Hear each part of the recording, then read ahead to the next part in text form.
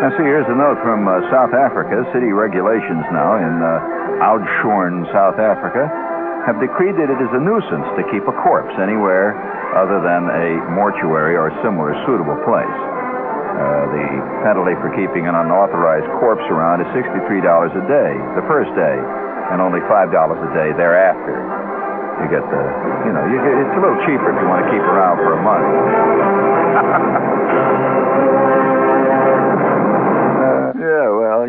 That's the spring crazy time. This is one of the reasons I like the spring so much is that it is that time. It's the silly time of the year coming on.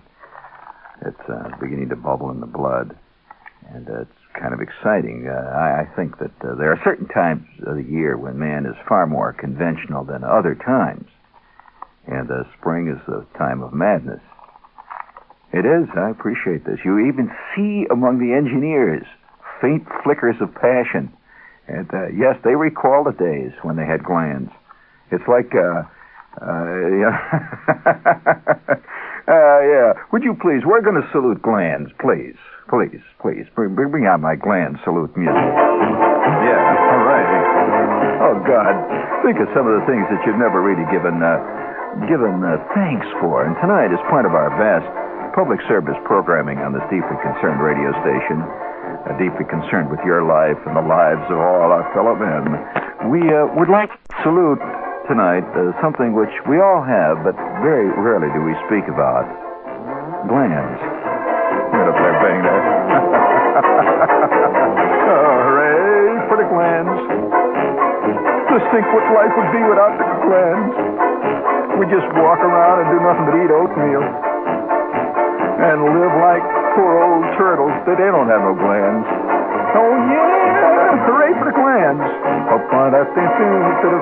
May I play a little nose flute here? Do you hear?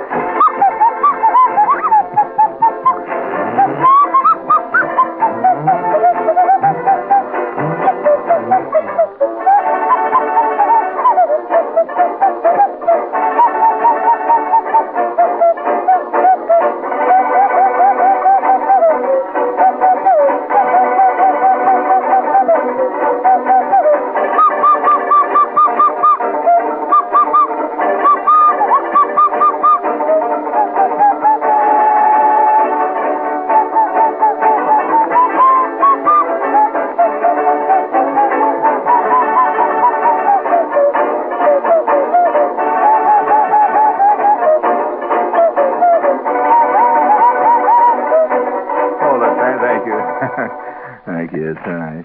Hey, listen, we have not taken the time out, since it is spring, so many things happen in spring.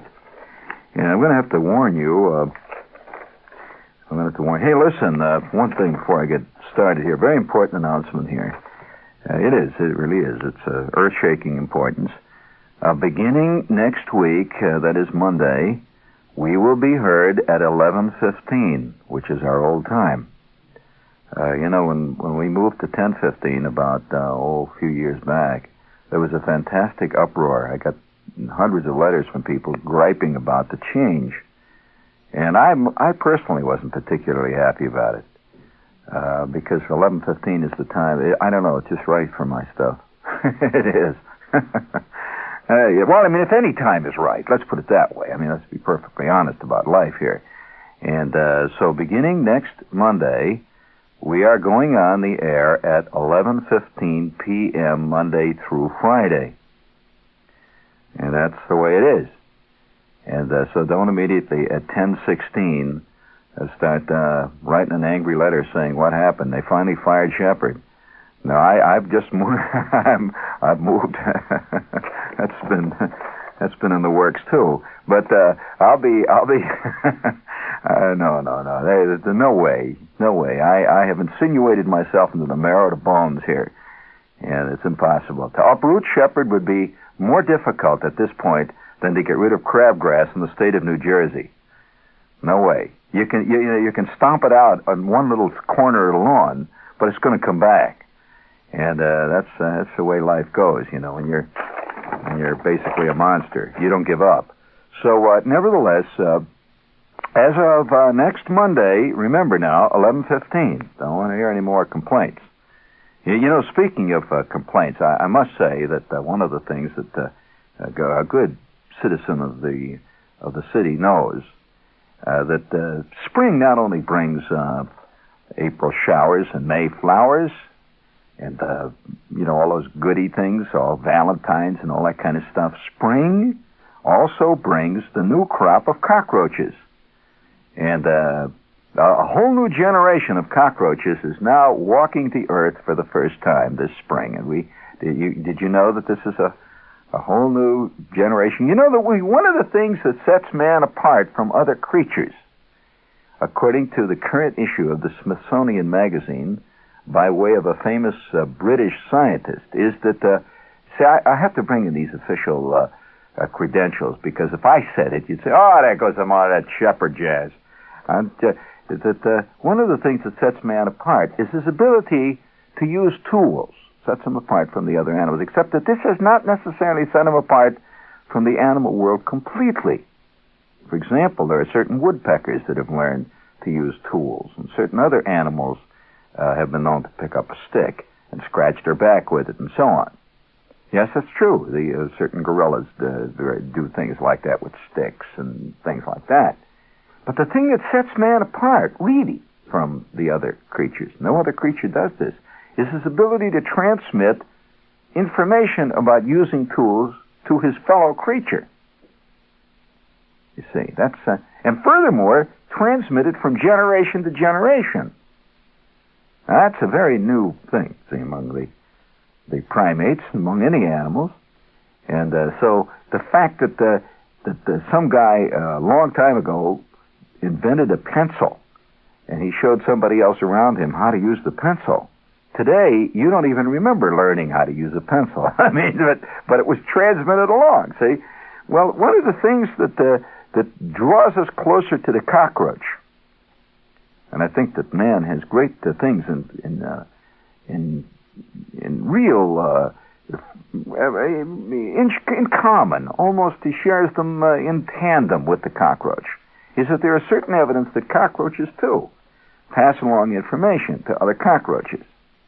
Like where to hit the jackpot in the cookie department. What's a really great sink to live under. Because they don't seem to work it singularly. When you find one cockroach, there's a hell of a lot of others. They may not be out walking around with their feelers, but they're there, right? Now, a lot of you probably never even seen a cockroach. I mean, in anger. You've possibly seen them in books and that, but I'm directing this tonight to people in the city who are celebrating the onslaught and the beginning of a new joyous cockroach season. The spring, the young cockroaches come out for the first time, and they're being taught by the old cockroaches on how to hide behind the refrigerator. They're being taught all the tricks of the cockroach trade, and it's kind of good to see the young stock come up with such vitality. I've seen several of the younger cockroaches for this season already, and they have the old spring in a step. But even though man's world may seem to be getting a little more difficult, we keep talking about how difficult life is. That's one of the great myths too. I keep hearing it. There's a Reader's Digest ad I hear on TV where the guy says, "Yes, we're doing Tom Sawyer. Life was simpler then. Life was simpler." You really think that life was actually simpler to a guy in Tom Sawyer's day? Yes, you tend to think so, because you only read about it. You're not living it. Which is a very different ball of wax. Simpler? Are you kidding? I mean, those guys were so... In those days, for one thing, they had great religious fears. Guys would spend their entire lives tortured by the thought that they were going to go to hell. Not many people have that problem these days. But they had it then. They really did. The fears of sin and hell and damnation. I mean, they were on all sides. We don't want to get into that. That gets to be really complex. I don't think life at any given time is any simpler than it is at any other time. It just seems that way to people who come later, because it's always believed by people who lived during a time that this is the most complex of all times. That it's unbelievably bad. This is an old continuing human problem. But the cockroaches, I'm delighted to say, don't seem to show this. that cockroaches seem to come each generation with as much verve as the one prior to it. And they're better at it than they ever were, if possible. They're really producing more. You know that they say that the cockroach population is greater today than it was when Columbus discovered America? And this is on the cockroach demographics. I don't know whether you can call that demographics, can you? Demo is the word for... no, I guess not. Well, I don't know. You'd have to think of a word there. But the cockroach demographics are very interesting, and now they're beginning to result in editorials in newspapers. I'm bringing you the latest cockroach news. This is from the Diamondback, which is the University of Maryland's official newspaper. One time I was at the University of Maryland for a brief, very exciting period in my educational life. Very exciting. The Diamondback, their paper. Now, I'm glad to see that bugs are beginning to infiltrate the higher educational circles. So eventually we're going to have a lot of very well-educated bugs. And I'm going to read this to you. It says, lately, it's called University Bugs. It says, lately, many, if not all, of the student leaders and student groups on campus have been criticizing administration, mainly for the food service mess, but for other things, too. And it's not that I don't sympathize with these actions, or at least most of them. However, as a student, he says, one small, trivial, boring, insignificant issue I feel here at the school is bugs. It may sound strange, but if you will accompany me back in time to last Wednesday night, you will see the light. Wednesday, at about 12:30 at night, as the Ellicott area mixer came to a chaotic and noisy end, I went down to the basement of my dorm, Hagerstown, for some nice warm milk to put me to sleep. Just as I was stepping out of the elevator at the ground floor, I saw this helpless damsel screaming bloody murder at the top of her lungs. She was saying, "Oh, there's a 2-inch roach! A 2-inch roach running around in the laundry room! We're all going to die!" Or something to that effect. So I investigated the situation. Around the corner, I saw a mother, huge, black, satanic, six-legged descendant of the devil himself, the cockroach that ate Chicago, here in the dormitory, terrorizing our women, our University of Maryland women, being terrorized by giant cockroaches. I felt that if that creature took one step toward me, I'd be done for. All it would have to do is to run up, grab my ankle and say, "Gotcha!" And I'd be shaking from fear and disgust, an easy victim of this monstrous killer. It reminds me, this is WOR New York. I had visions of Willard and other movies where little creatures take over the world or something similarly unspeakable. I would like to suggest to any filmmakers out there, all of you know what a fantastic success the movie Willard was, which was a movie glorifying the ordinary alley rat. And as you know, the star of that movie, there was one called Ben. He was a fantastic hero and star. He was, in fact, nominated for an Academy Award, just beaten out by Brando, Can you imagine this rat sending up another rat to give a speech, declining the Academy Award due to the fact that there is such a fantastic, unbelievably, and totally irrational fear of rats in the world, and that he, as an artistic rat, one who wins the Academy Award, cannot in good conscience accept this ridiculous Oscar, and he's going to take this opportunity. And of course, he'd have to have he couldn't have a rat give the speech because that would smack of chauvinism. He could go out and get a cockroach to give the speech, which is also another downtrodden minority, and literally downtrodden. But nevertheless, he makes a good point here, this guy. I would like to suggest to any of you filmmakers that are out there, and before we come up with a suggestion for a really dynamic film, let's lay a couple of little commercials here. Speaking of, let's lay a couple of commercials on the quivering people out. My friend bought a Mazda, then he dropped out of sight, so he wrote me a letter to tell him his plight. He said, "When you're driving, Mazda makes you smile, so smooth and quiet, Here I go. mile after mile." System engine goes, but the Mazda goes. You stand on the throttle, the engine comes alive, you fly down the highway in super drive. It's built to travel, hour after hour, you just cruise in comfort with rotary power. Piston engine goes. But the Mazda goes. Well, I drove so far that blessed my soul. Before I knew it, I was passing the North Pole. Don't you worry about my Mazda getting off the track. I'm gonna cruise through Europe before I come back. Yes, sir. Piston engine goes. But the Mazda goes. Yeah, you like that, don't you? That's habit forming, like a lot of things. Go for a cruise in a Mazda. In Rutherford, New Jersey, your Mazda dealer is Park Avenue Mazda. That's nice. That always shakes the ashes out of your head. And Mazda, speaking of shaking them ashes out, if you haven't had any of that fantastic wonton soup down at the House of Chan, friends, you are depriving your poor existence. And for those of you who don't know about the House of Chan, I cannot believe that this is so. The owner is Mr. Su Chan, S-O-U, Su Chan, and he watches everything like a Chinese hawk.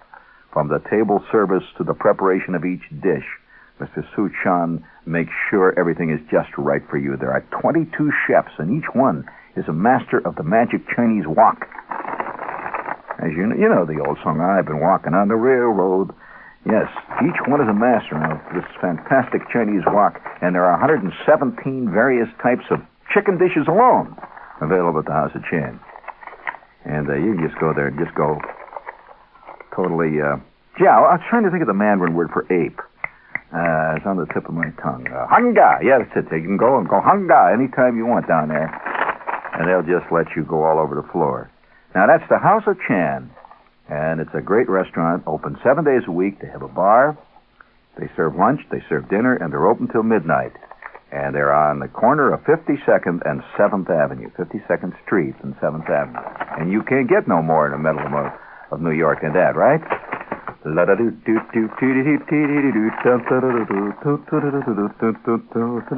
a little beer, please? Hey, guess who was in here yesterday? Louis Travisher. Yeah, old Louis comes in and he orders up a Valentine like always.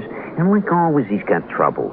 Seems his wife's mad because Louis forgot their anniversary and she's hidden his hunting boots. Won't give them back. And Louis's all set for a big hunting trip. So I say, Louis, here's what you gotta do. Your wife's mad. You gotta take her a nice present. Like a case of Valentine beer. And he says, Connor, that's the worst idea I ever heard in my life. And I say, no, wait, look. Valentine stands for purity, body, and flavor, right? The 3 rings. And there's 2 more rings than you gave her when you got married. So Louis takes her a case of Valentine beer. Well, I guess it didn't work out just right, because Louis's wife got madder than ever and threw Louis's hunting boots out of the kitchen window with Louis in them. Some world, huh? Here, let me get you another Valentine. On the house. Yeah, I know all about that. The Valentine Blanc beer is now available at Falls Staff Brewing Corporation, St. Louis, Missouri, and other great cities. So it says here, doing style of commercial, I have to do it, you know. Yeah. Oh, that really moves the beer.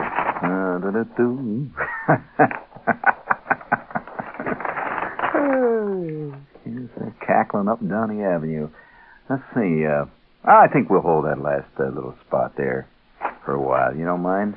Because, tonight we're celebrating the new cockroach season, and I'd like to continue this little essay on what's happening in the bug world in the universities.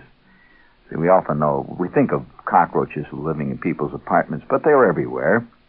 And he said, before we do this, though, I would like to suggest to a filmmaker out there who may be interested in looking for a new idea. You know, one of the really problematic things, it really is a tough problem in the film world, is to come up with something new. I mean, because the insatiable demand for films is growing today. It's an incredible, insatiable demand. Because as people live more and more in the fantasy world, and they don't live in their own world much anymore, they've got to have more fantasies. Now, most people are incapable of creating their own fantasies. So that's where the film steps in. You know? And, the average guy has the imagination about like I'd say your average walking around garden slug. He doesn't have much imagination, but he likes to sit in front of his set with his mouth hanging open. Yeah, that's real good. So the film world is always looking for new and more exciting ways to titillate and amuse and entertain and elucidate upon the world ideas and, in other words, pull in the dough at the box office. Now, how you do this? You have to have something new, all right? Ben was new. I mean, when Ben came out, this is the first film ever actually starring a rat. Now, there were other films that had been made by rats. Boy, if you know anything about them Hollywood guys, you know exactly what I'm talking about. There's plenty of rats making films. And there've been plenty of guys played in films that were rats. But to have a rat play a rat in a film and be a hero, that was a new idea, right? And it swept the world. I mean, Ben was a lovable rat. Now, the only people who could love Ben was people who never actually honestly had a rat in their bedroom. Again, that's part of the fantasy world. So you don't have to live through the reality. The fantasy is kind of groovy, but nevertheless, these things really made an impact on the film world. So immediately there was a sequel to it called Willard. Willard, of course, was Ben's cousin. He was working the west side of town while Ben was working the east side, if you recall the films. It's great films. And Willard actually was played by Ben. You know, this shows he's a versatile rat. He can play two different rats. And he was really good at it. The second rat was a little more sensitive than the first rat, if you recall. It was a little more of a literate rat and also more introspective, I thought, than the original rat, Ben. But these were great films. And I would like to suggest to a filmmaker out there a film called Howard. Now, I'll give you the scenario here in case most filmmakers have to have it spelled out in A, B, C form because they're largely illiterate people too. And but for the art of the cinema, they would be working at your local Esso station pumping the stuff there. However, we would like to give you a brief scenario that comes on. As you can see, all right, you're listening now, Bullard. Listening to JB? See, I'm going to talk to you like a film writer. Okay, JB, here's the way it was. Well, it opens up, see, and on the screen, what do we see? Do we see a city street? Do we see it? No, we do not. Do we open up like usual film, like like the TV shows? Do we see the skyline of Manhattan? No, we do not. What do we see? I'll tell you what we see. Close up. Now get this. Now you listen to JB. I want you to picture this shot in your head. Okay? Now look, I writ a lot of good films for you. I'm not kidding you. I would not come to you with a film unless I thought it had not only box office value, but was going to be an artistic smash, and not only that, Rex Reed would like it, right? It's the kind of thing Rex Reed would dig. All right, now. Okay, now. All right, and also the Village Boys would like this one, too, because it is about the proletariat. All right, now, here we go. Now, we open up. Get this shot now. No credits, nothing. Out of the screen, we see it comes on in full color. We're going to use color in this film. It's got to have color. All right? Full color. And this, incidentally, is, we're talking about a double-A production all the way. This is not going to be a B quickie, a double-A production all the way, and it's right up your line, JB. All right, now, here we go. Film opens up. It's black film, right? And then all of a sudden, out of the darkness, we see coming. You got this now. A can of Dutch cleanser. Now listen carefully. You know what Dutch cleanser is? Now, maybe you ain't been around a kitchen in a long time, JB, but that's the stuff that ladies sprinkle in. Well, let's get a little more au courant, as we say in French. A little more au courant. We will have a can of Ajax. You know, the kind that Lady Plummer uses on TV, and everybody recognizes that right away. See, this is automatic recognition of a symbol. It's Ajax. Hey, it's Ajax. The kitchen cleanser, bum bum, da da da da da da da. You know what I'm talking about, right? All right. You take out of the darkness comes in full color this can of Ajax cleanser. Now we bleed it off to the edges, see, so the people can't see actually where it's coming out of, but it's coming out of the darkness. The film, it gets closer and closer, and now as we see the credits begin to come on the screen, they crawl from left to right. They crawl from left to right across the can of Ajax. We lighten the background ever so slightly, and we see, coming around the can, we see the star of the picture. Just as the credits crawl across and say, Howard. Howard. Howard. Now, the camera dolly's back ever so slightly, and now we are looking at the corner of a kitchen cupboard under the sink. Only we just see the cupboard now. And we see these big mops, all this stuff all around. See? Big mops, every place. Great big. They fill the whole screen. Now, this kind of stuff you just don't see on a screen, JP. That's what we're going to get that Academy Award on, because this, for the first time, shows real life on the screen. What do you see on the screen? You see mops. You see old scrub brushes. You see an old butt end of a peanut butter and jelly sandwich that some kid left there many, many months ago, and it's moldy. You see this on the screen. You also see on the screen old Pepsi-Cola bottles, old Coca-Cola bottles, all the kind of stuff that you see under the average house, under the cupboard, in the cupboard, under the average sink in the average house. Now, have you ever seen nothing like that on the screen yet, JP? No, you have not. Right away, you got the Village Voice with you, because the Village Voice is going to say a great saga of the slums. Nat Hentoff is going to say it last. Real life has been seen on the screen. At last, a real minority has been given credit for what it has been doing for mankind forever. The cockroach has emerged as the true meek of the earth. All right, Howard comes out. And our star is the cockroach. Howard. It is a film about a cockroach. Now, of course, you can't not just make a film about a cockroach. We all know how good Ben was, because you see what Ben did. Ben went out and made friends with the people, right? Okay. Howard comes out. He sneaks out. He walks around the Ajax. Now, he walks around the Ajax camp, right? The camp with Dolly's back, and we see, sitting at a table, this very sensitive young boy. A very sensitive young boy, and we know automatically that he is sensitive, and his father does not love him. We know that his mother is some kind of a strumpet, or whatever they call him, and she does not love him, and that he is living a lonely life in this city apartment, and he is being neglected, and he's being put upon by his friends and neighbors. And he's also a skinny little kid, so hence he cannot go out and play handball and stickball. He cannot play tennis with the other kids. He has got a very bad set of eyes. In addition to that, now listen to this touch. Listen to this touch. He's got a hearing aid. You never see kids in the films with a hearing aid, right? Well, that's the touch, you know. So he's got a hearing aid, so automatically you feel sorry for the kid. He's sitting there at the table, and he's reading this very thick book, and he can hardly read it because his eyes are so bad. He is squinting. Now you got the audience right in the palm of your hand, JB. At that point, you bring up, and get this, this is for side sales. We got all kinds of stuff going here, see? Because what sells a film today, JP? Is it a star? Used to be now. You can't. No film is going to be sold by Joan Crawford, even by Jane Fonda, any of them people. Now, what is it that sells a film? I'll tell you what sells a film. The theme music, right? The theme music. I mean, that is sold. What about Shaft? A bad film. A bad film. It's all the disc jockeys play the theme from Shaft. Everybody goes to see it because they want to hear the theme. And not only that, we make a lot of dough selling them records, because we own the copyright on the tune, right? So we have a tune called Howard, and we can get Rolling Stones to do it. You know, it comes out with the echo chamber. Howard, Howard, oh, I little bitty Howard. And, you know, it's got this thing about this sensitive cockroach who hates war. Now, remember that. They've got to bring that in, because it's got to be relevant. It's got to be a relevant film.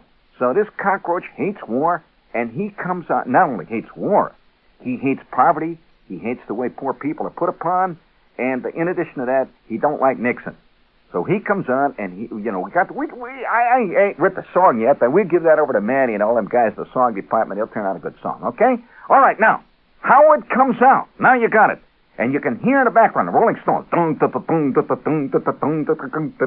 It's the theme from Howard. Why, Cousin Brucey in New York, all them guys get on this thing right away. You send off a couple of telegrams, get the Rolling Stones to do it, and we're in like Flint, right? There's our number one hit tune. Now, Howard walks around the Ajax camp. And wait till you hear this, JB. The kid is sitting there.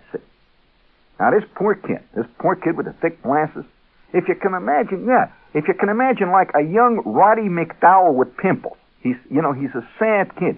What is it? This is the day of the anti-hero. You don't think for 1 minute that a kid like Andy Hardy could make it today. Oh, no way.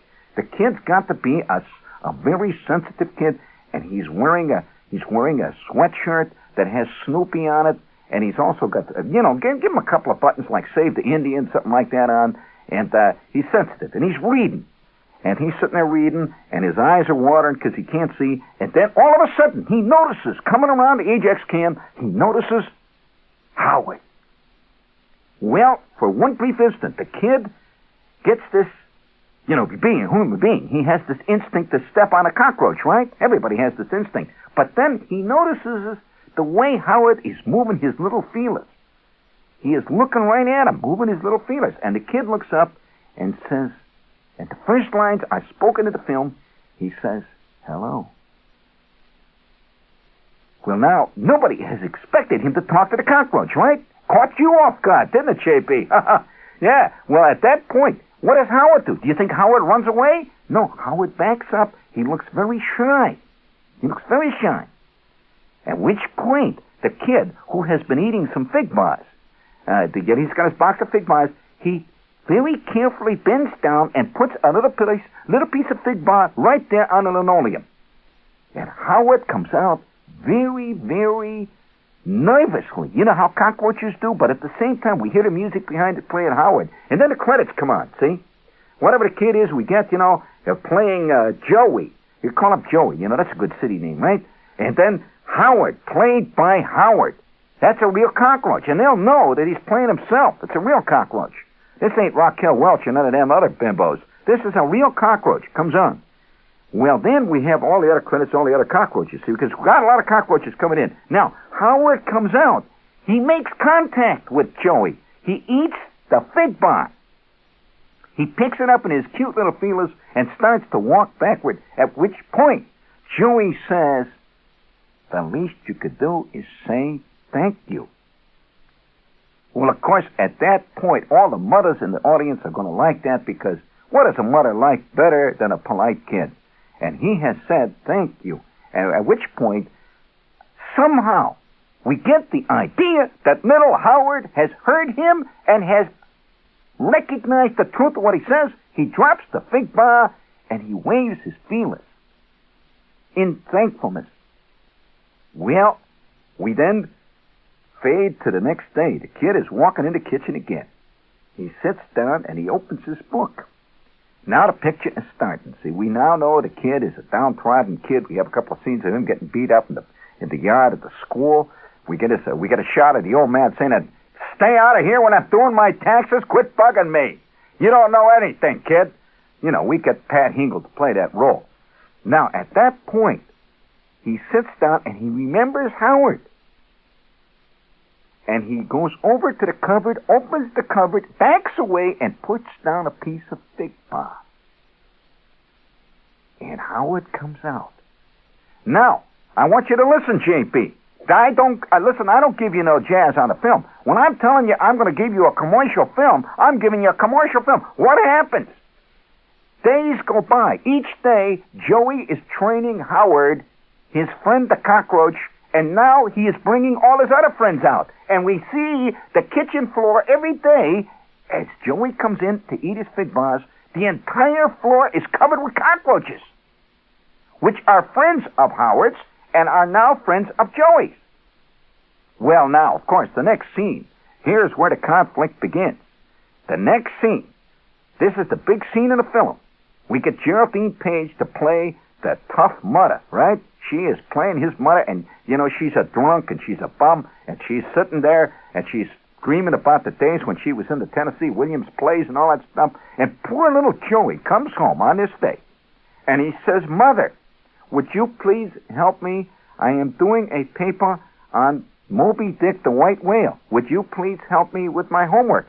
And she says, get out of here, you little bummer. What's the right about a whale? Don't bother me with that stuff. Well, poor little Joey goes out crying because he has been rejected again. Now he comes in the kitchen, and he looks at Howard, and he gets an idea. And he sicks all the cockroaches on his mother. He says, go get her. She has been giving me a bad time, and she is killed by thousands of beautiful cockroaches. Well, now, I could see sequels of this. I can see sequels the time that the cockroaches invaded the school, the time he sent the cockroaches to break up the patrol boys' picnic that he was not invited to. I can see all this. Now, look, JP, I can have your treatment within a week. I'll have a treatment within a week, and I'll tell you this. If you're not interested, I want to tell you something about this. If you're not interested in it, Manny over 20th Century. Manny at 20th Century, just the other day, I met him in his lunchroom, and he said to me, he says, listen, Sal, you come up with an idea for a good cockroach film, and you and I are going to work. So I'm just giving it to you first because of all the stuff we've done together. I just thought you ought to hear about his point. Howard, the star cockroach. That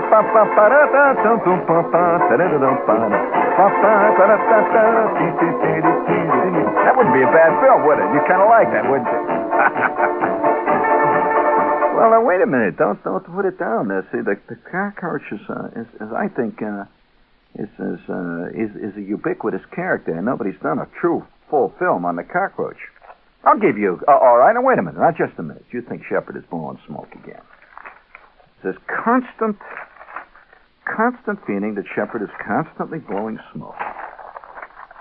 To those who do not understand what life is about, it does sound like smoke blowing. I will agree. But are you aware that a short story writer once wrote a complete short story about, and a major short story writer at that, starring a flea? It was about a flea. And the flea not only was just a flea, but he went to Hollywood and became a Hollywood star. Okay? And the rise and fall. It was a terrible story also how he fell from grace in Hollywood, this flea. You know, the bigger they get, the quicker they fall, man, and the harder they fall. That's just mean, the way life treats you like that. Would you please lay us on that Swiss Air commercial, please? Switzerland is a logical country with a logical airline called Swiss Air, an airline that has a very logical airfare to Europe. It's called the 22-45-day fare. All you have to do is spend between 22 and 45 days in Europe. That's the only condition. You don't have to make reservations months in advance, as you do on chartered flights. If you want to leave today, leave today. You also don't have to buy any land arrangements. You don't even have to travel with a group or return from the same city you arrived in. Try and find a charter deal like that. The 22-45-day fare, $277 round trip from New York to Switzerland during April and May, or $327 to Vienna. A logical fare from a logical airline. Fly Swiss Air. An airline is a lot like the country it comes from. Oh, yeah. For more information, call or visit your travel agent or Swiss Air. Thank you. Zap. Yeah. Well, you kind of like that film. I'll give you a bit of trivia here. Word of trivia. A question here, a cultural question. What was the name of that flea that appeared in that short story? He had a name, and who wrote the story? All right. Now, I have to finish this editorial here from the Diamondback. We're celebrating spring cockroach season, and it's happening in schools. He says, not only cockroaches, he says, while in my math recitation the other day, billions and billions of flies distracted me. They were everywhere, landing on every conceivable part of the body. Just think, there could be thousands upon thousands of maggots. See, this is a baby fly. In the rotting ceiling above where the electrician left his egg salad on rye last week. Thousands ready to fall on me any second. This horrors. Also, the mature flies traversing the room in front of the blackboard can be disturbing. Just about anything can distract me from math. Can you imagine the disgrace of getting a 4-credit C because of flies? Your grade average blown away by the housefly communis, or whatever the hell the Latin is. What kind of excuse is that to give your parents when you flunk out? Flies. The mind boggles at the ways this insect can make our lives miserable. He brings up an interesting point. He said, how about the poor students who have had the misfortune to have experimented with LSD, mescaline, and other insanity-inducing poisons? These drugs, this is a student writing, he says, these drugs cause you to see trails following moving objects. Did you know that? That's a fact. You see a trail behind it. And he says, can you imagine trying to understand differential calculus while these dive bombers are whizzing and zooming back and forth in front of your eyeballs, leaving a trail like Halley's Comet each time? These merciless pests, don't they realize what they can be doing to our concept of mathematics? It's either us or them. Well, That's the truth. In fact, it seems to me that one of my great memories of college classrooms is watching flies walk around on a window next to me. Just sitting there watching a fly try to make his way up the shiny glass and then sliding back down. It just keeps going up and sliding back down. And I think it's only fitting that at this time that we do take the time out of our rushing humanoid days to say that the simple cockroach gives man faith. Me personally, I can say that as I see each succeeding generation of cockroaches rising strong out of the ashes of the preceding generation, it gives me faith in the continuity of life.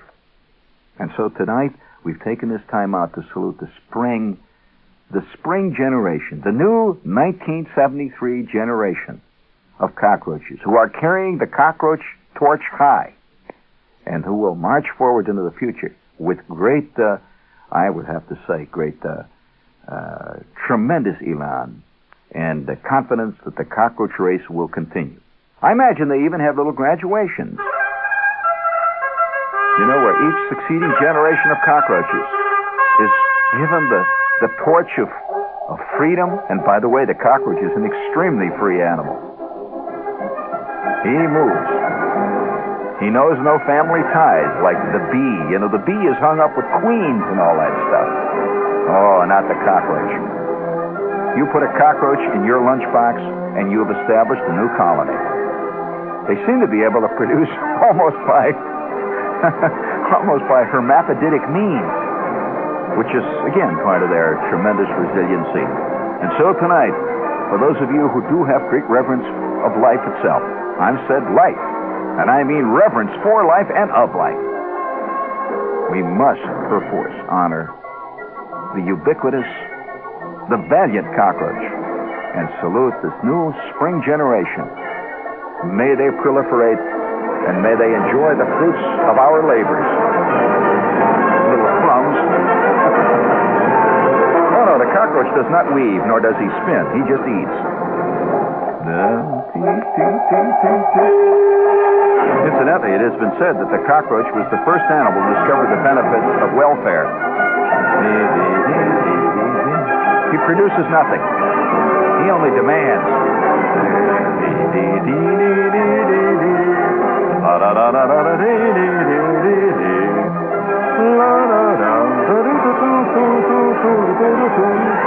No, I thought that was a real public service. Next week, we salute the bedbug.